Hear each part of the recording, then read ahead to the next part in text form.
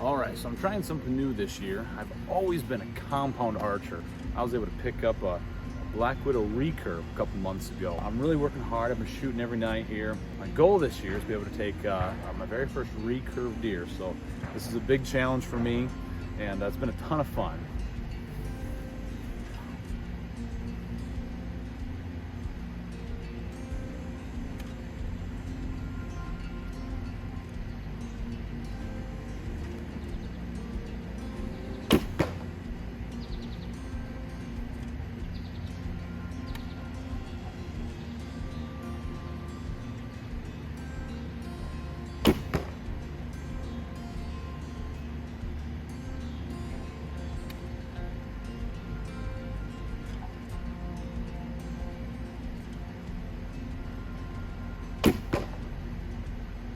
As you can tell, it's still a real challenge for me, but having a ton of fun. Practice, practice, practice. That's my motto. That's what I'm gonna keep doing.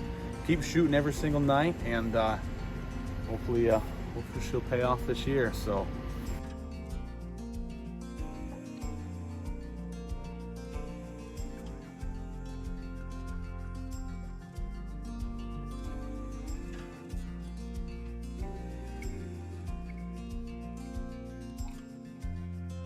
As I just walked through this really tall weeds back here, there's a driveway right here that would go right through it. That's kind of funny. These deer have got it made. We've got so much food available out here, from soybeans here and the alfalfa clover down below me. These deer got it made. Wow.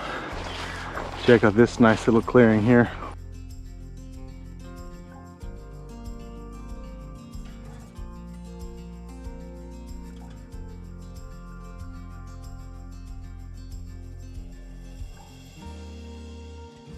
Looks nice. I still see straps up in that tree from the last guy who had a tree stand there. That's kind of funny, but at the same time very wasteful. But yeah, this looks like a nice little trail here.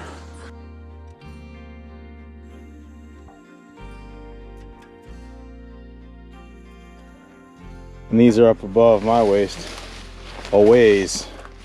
These are all these raspberry bushes. Hey.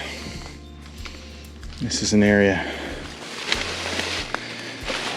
I don't recall too many people wanting to walk right through.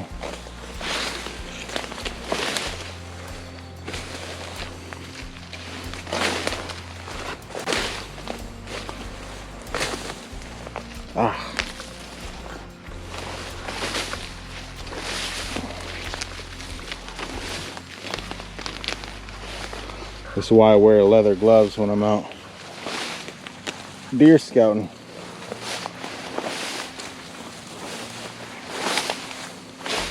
There we go.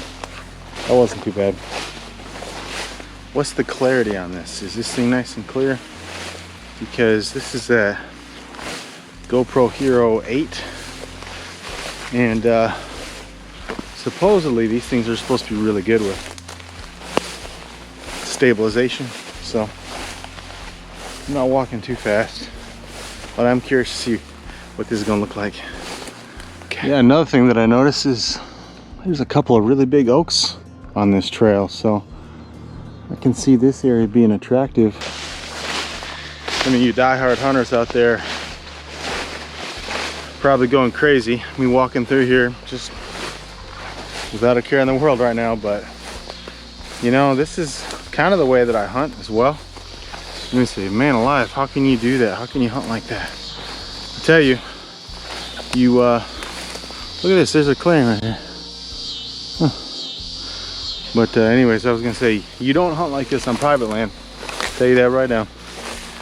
You hunt like this on public land when you're trying to get in hard after a deer and you've never been to that state before, and you're just trying to get right in where they are. You read the topo and you just bust in there after them. Obviously not while they're there. Here, see how it's nubbed off right there? And here, and here. So that's just one bush. If you get into an area and it seems like this area is a lot shorter than that last area.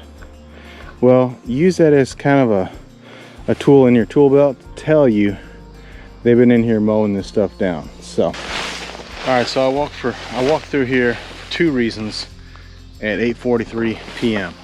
Number 1, I want to see if there's any does in here, any bucks in here, anything in here. Number 2, I'm checking this entire line here to see if there's any old scrapes or rubs from last year. Like, here's a perfect example of a historical rub. At one time, this was a big one. That tree is probably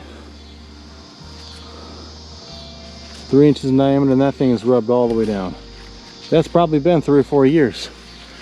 In my experience, when these deer leave that kind of sign, ever, they mark up a whole bunch of these little trees. And there's a whole bunch of trees in here. If I was a buck, I wouldn't be able to resist. I mean, just look along this tree line here. There's a whole bunch of little trees in here. Any aggressive buck would just rub like crazy. So the fact that I'm not seeing any from last year tells me that this might be a good year, because there was nothing here last year. So who knows, maybe he'll be around this year. My next thing is to walk this tree line here, because I'm big on edges. I believe that deer love edges as well. I'm going to walk this tree line here. I want to get back in that corner where I know there's water, because that's the other thing. If you can find water, if you can find where creeks travel, you'll find deer travel there as well. All right, so as I'm walking here through here, I keep on finding over and over again just historical rub after historical rub. If you ever see that on a tree, that's exactly what it was. The buck came through and rubbed it, and the tree never looks the same afterward. When these bucks put down these rubs, just depending on the buck, sometimes they're a lot more aggressive than others. Two here and here. But how many years old are these? That's probably, I don't know, 5-6 years old.